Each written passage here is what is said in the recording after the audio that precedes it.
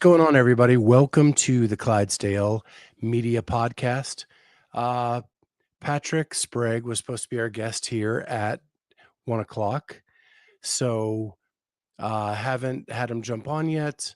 Don't know if we have a miscommunication or whatever, but I figured it's been a busy week in CrossFit, so why not take a minute and kind of reflect on the week that was. It started out with uh, some information being leaked and actually the morning chalk up reporting that from sources in Birmingham, Alabama, that the CrossFit Games will be held in Birmingham, Alabama. We talked about this on our roundtable on Monday. Um, I like that they're keeping it in a smaller town, that it can be the event of that smaller town. And I think it's a good strategy. I am really worried about the heat and humidity. As someone who lived in the Florida Panhandle for 4 years, that heat and humidity is awful, awful.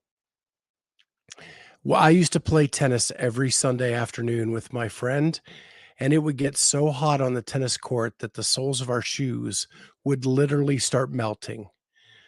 That's how hot it gets down in that, southern area of the United States, down in that Gulf, region. My buddy Travis is on here, and he said Omaha would have been a better choice. I actually love it in Omaha. Omaha is an amazing place, great food town. It's where they hold the College World Series, so you have a really nice baseball stadium. I think Rogue has proved you could put together a pretty awesome stadium event in a baseball stadium. Um, I actually stay at the hotel right across the street from that. It is a beautiful venue, little restaurants down there, and then there's a little area where it's like Old Town Omaha, where there's some great food, great stuff going on down there. Um, so that was the start of the week. Then we get a release from CrossFit Monday afternoon about some changes to the upcoming season. And I just kind of want to go through my pros and cons. I know a lot of shows have already kind of hit on some of these things, but I want to talk about a pro that was not in the email that was released, yet Justin Berg talked about it on Game Central. And that is that if you are one of those athletes, i.e., Roman Krennikov, who has visa issues and has trouble traveling back to your country of origin, you can actually now apply to get moved to a different region before the season starts. So that means that you will know what your path to the games are before the season starts. And they will make exemptions from the citizenship thing through an application process with CrossFit headquarters.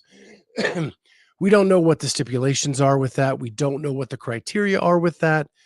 But someone like Roman or someone who could lose citizenship or the right to be in the country by leaving and coming back, uh, they can apply for this exemption and be put in a different path to the games. And that's what they keep calling them, paths, roadmap to the games, whether you're in the Eastern United States, Western United States, Europe, or any of the other countries. Because now we just have one semifinal event in every continent except for North America. North America has two. That's a big change. I at first kind of balked at that idea. I thought it was a little weird, but thinking about it over the week, you're going to have a pretty stacked field in North America East and North America West, where you're going to see some of the top athletes get after it, for their chance to go to the CrossFit Games. And getting in that top heat is going to be essential. So you're not going to have a lot of, I don't how do I put this? Those last 2 heats are gonna be vicious because everybody's going to be competing to get into that top heat, and because they know that is the line, right? Top 10 go on to the games. It's a great way for storytelling. You're in the top 10, you're in that final heat. You're not in the top 10, you're not in that final heat. It's gonna be really easy for everyone to know who's in and who's out along the weekend. Some other things that have come up this week are the team criteria. Now, we do not have the full rule book. It appears that super teams are back. And that being said, the rule book states that the only requirement at this point, shouldn't have said rule book, the email and the information that's been released, the only requirement that is for teams is that they all do the workouts at the affiliate. We talked to Mitch McClune yesterday, who is Carrie Pierce's boyfriend. He wants to go team with Raf, who is Allison Scudd's boyfriend. They said that opens up the door to get more females interested in being on the team because they only have to come into town to do the open workouts at the affiliate and the quarterfinal workouts at the affiliate.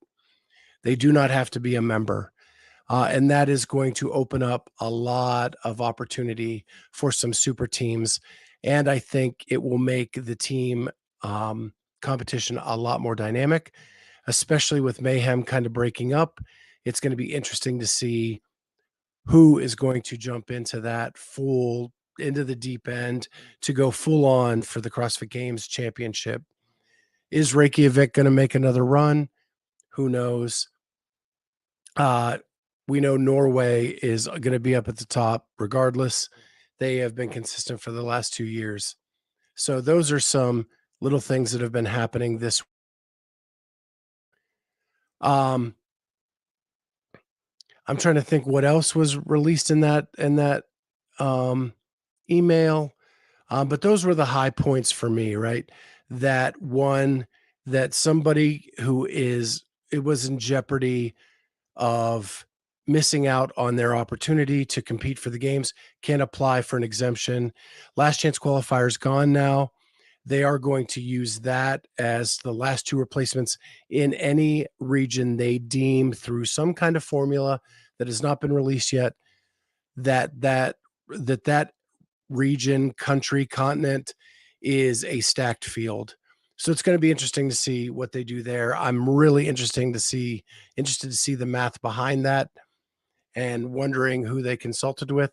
I'm anxious to see people like Brian Friend and Mike Kaplan kind of dive in and see what they think about the formula and what formulas they may have in their head that may be a good way to pick that up. I found it interesting that they used North America West or North America East as an example, but Australia is where we've been complaining all along that, especially on the women's side, that seemed to be very stacked, um, a very stacked field at the top. So how are they gonna look at it? Are they gonna look at the top athletes, or are they going to look at the field as a whole? So, like, the 30 athletes in Australia or Oceania, 60 athletes in America in one of their regions.